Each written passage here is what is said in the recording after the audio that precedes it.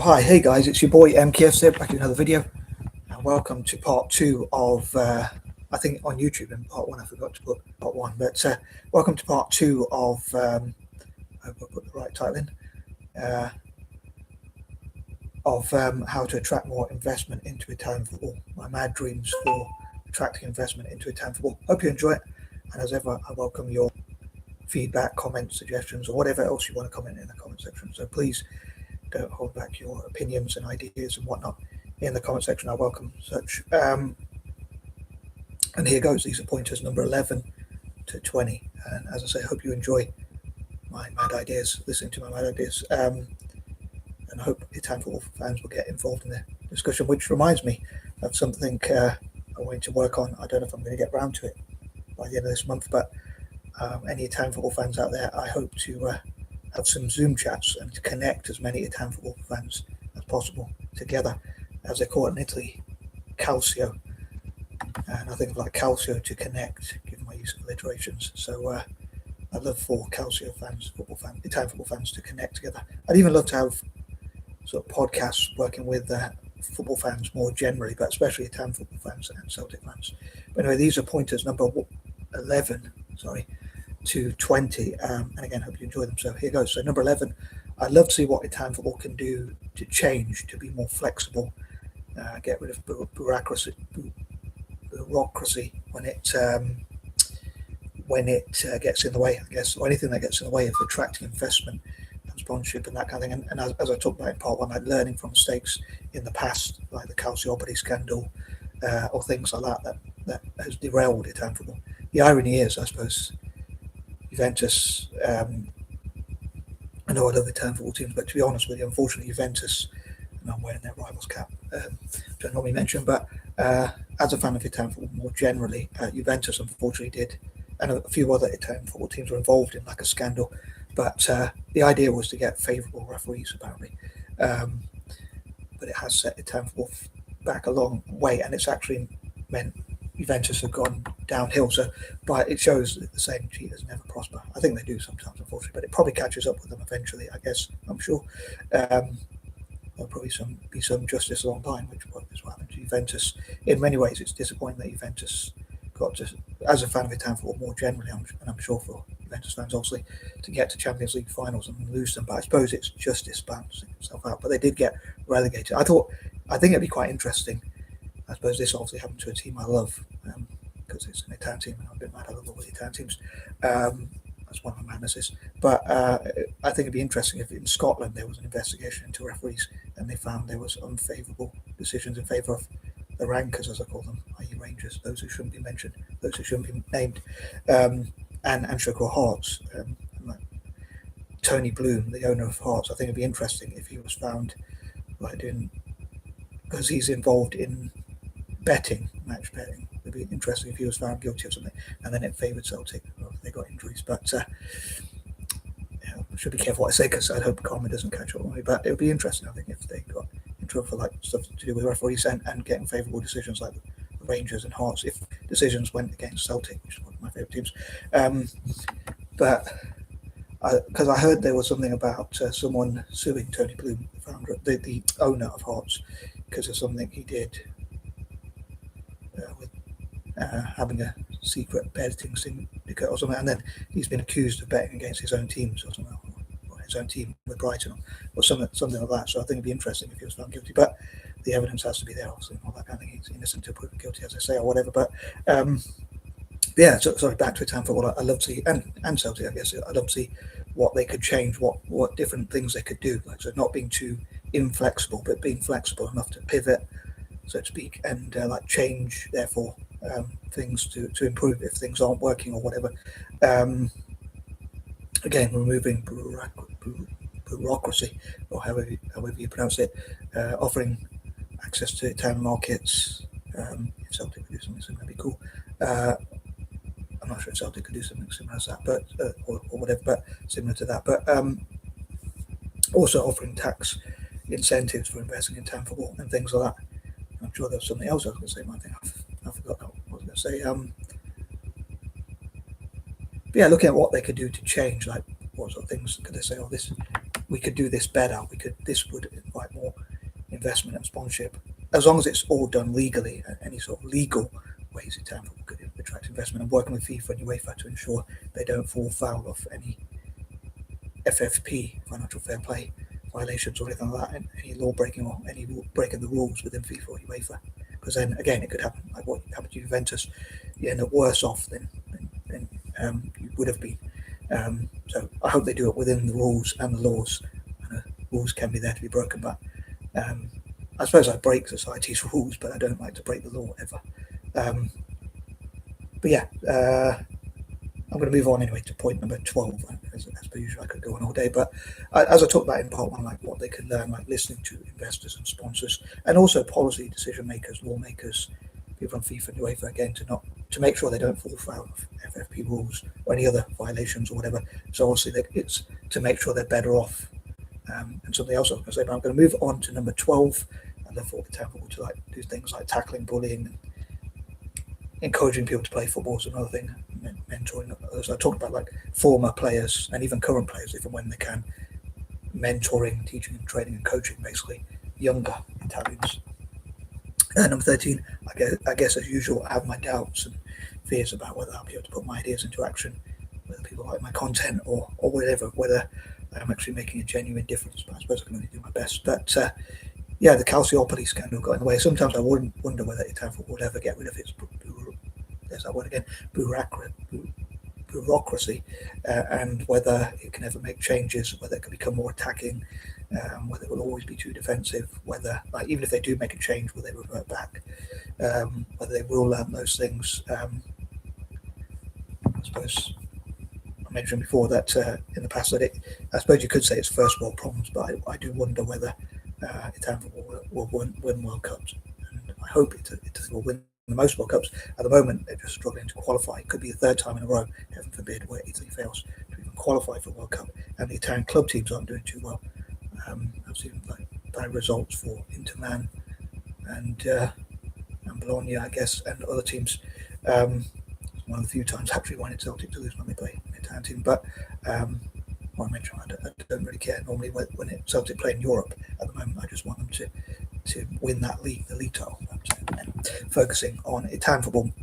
Well, again, another thing is that it's quite a selfish thing. I think I've got point number 13. I think I like selfish things as well, because I think that's a superstition comes from like 12 witches and the 13th one being the devil. So I think of like a selfish thing, which but that makes sense. But moving on, number 14, I do hope obviously Italian football does find its solutions, preferably ASAP. One fear I have, I could put in point number 13 is like I worry like even if my ideas do make a difference, would it be too little, too late? Will we ever catch up with Brazil and La Liga in terms of at country and club level, respectively, club and country level, and things like that? But I hope we'll solve those problems. I suppose you can only do the best you can. Number 15, one point I was going to mention is like, I thought I'd wait till point number 15. So I wanted the video to be a bit shorter, but I was thinking of in point number 11, but I thought I'd wait till point number 15 to say it, and I hope there haven't been too many points I forget.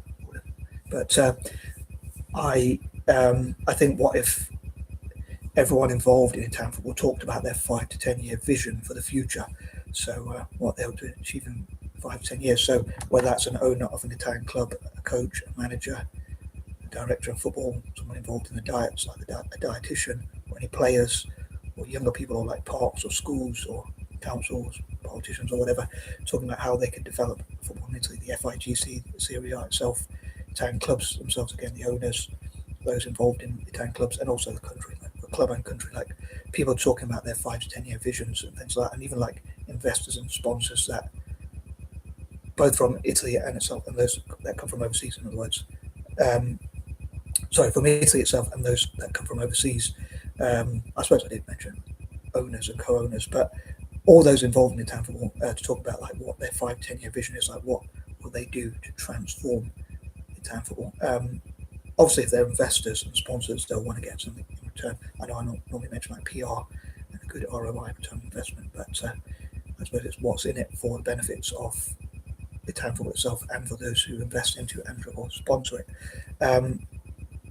Number 16, I also mentioned a lot like about think tanks and like networks, cooperatives and whatnot. So basically people, groups and individuals and groups that talk about what's best for Italian football and how to improve it and that kind of thing into the future. Again, having 5 to 10 year plans and also shorter term and longer term plans to improve Italian football in the short term and in the long term. And some could be more realistic and some could be more dream driven goals. I think it's important to have those big picture dreams as well.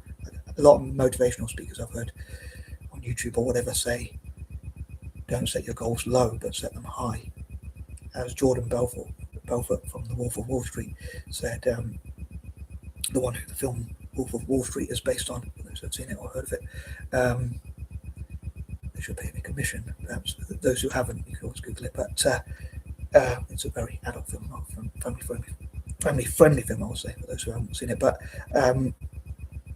and people who have seen it will say, I know that. But anyway, he said like people don't get rich normally, as he put it, successful, if you like, depending on how you define success. For me, it's like Italian teams and Celtic winning trophies. But he said people don't get rich, or again, successful, or whatever you're going to call it, not because they aim too high and miss, but because they aim too low and hit. So I guess it's a bit off topic from football in a way, but it's sort of based on the same thing in terms of goal setting. Football involves goals, but you can also have goal setting as well, to use a football analogy as well. But in finances, like you could have a goal of, let's say if someone has a goal to earn 30k a year, and if they earn 50k a year, they'll say, oh, exceeded my expectations, which I think as long as you're happy, that's the main thing, I guess. But I suppose a question you could ask is who's better off, someone who earns 50k a year but only aim to earn 30k a year, or someone who earns 100k a year but aim to earn 1,000,000k a year? A million a year. Obviously, I guess you could always be disappointed, so there is that kind of thing. But I think it should be aiming higher. But I said, what other people think as well. Number 17, an imagination I have, which I talked about before, as a bit of a side note, is like Italian football to win like 3 or 4 World Cups in a row or something like that, or even more. That'd be amazing. But it's hard just to win one, to be fair. So again, being a little bit more realistic, I guess. But yeah, I think we should aim higher and use imagination rather. And I talk about like neurodivergent people and people with mental health problems and that kind of thing contributing to Italian football. And also like Anglo-Indians and other Eurasians, I'd love to have their own teams and like try different skills and play against Italian teams, especially playing against Italian teams and helping them to practice, and with Celtic as well. And pretty much all my footballing ideas, I generally hope will benefit Italian football and or Celtic as well, preferably both. Generally speaking, and I love for Italian football and Celtic to work together. Yeah, I hope people with imagination, ideas, vision, and whatnot can benefit Italian football. I'd love to see what neurodiverse people could do in terms of investing into, donating to, sponsoring, and coming up with ideas to look at ways to get more sponsorship. I'd love for Serie A, for instance, to have as many investors and sponsors from around the world as possible, and so it could give like billions in prize money, if I'm really dreaming. Similar with the Coppa Italia and the Super Cup, and to go all around the world. I know the Italian Super Cup has been hosted in like Saudi Arabia. Maybe Serie A games and the Coppa Italia will be hosted in those countries as well in the future, but it could go to different countries. But in terms of sponsors, I'd love to have so much sponsorship, and then for Italian teams to give that money away to charity, and then sponsors to match what we give away to charity and that kind of thing.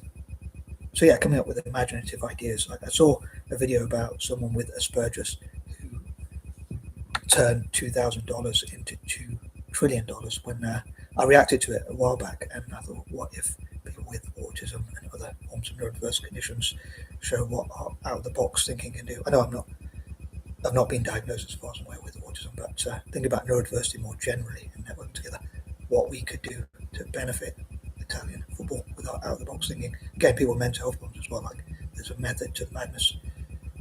Number 18, I'd love to see Italian football do a lot of good for the world, and I think it could come back to benefit Italian football. I'd love for that, like the passion like that manifests itself through hooliganism and violence generally, criminality, and racism, prejudice, and all that. I'd love for that to be channeled instead into football development. So improving relations and saying like, if relations were improved with African nations and with their black community, the black diaspora, for instance, they might invest in Italian football, and it's something that could be beneficial rather than.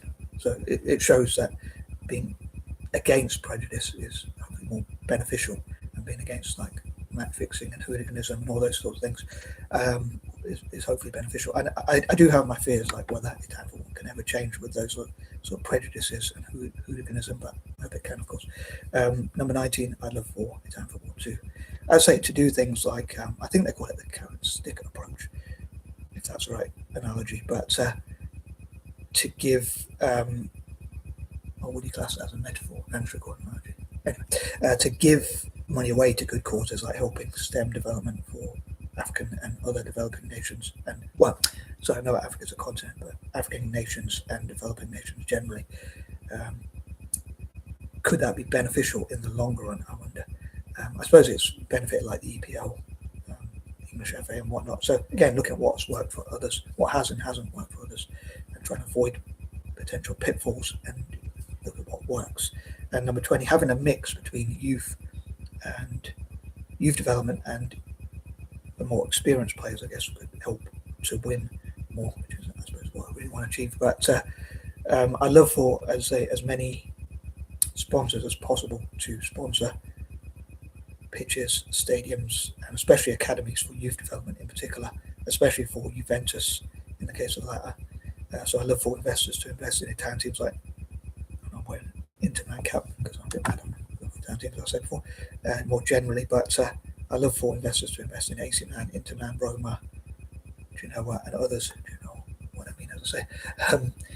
But when it comes to youth development, to invest in Juventus, and I'm out. And peace and love.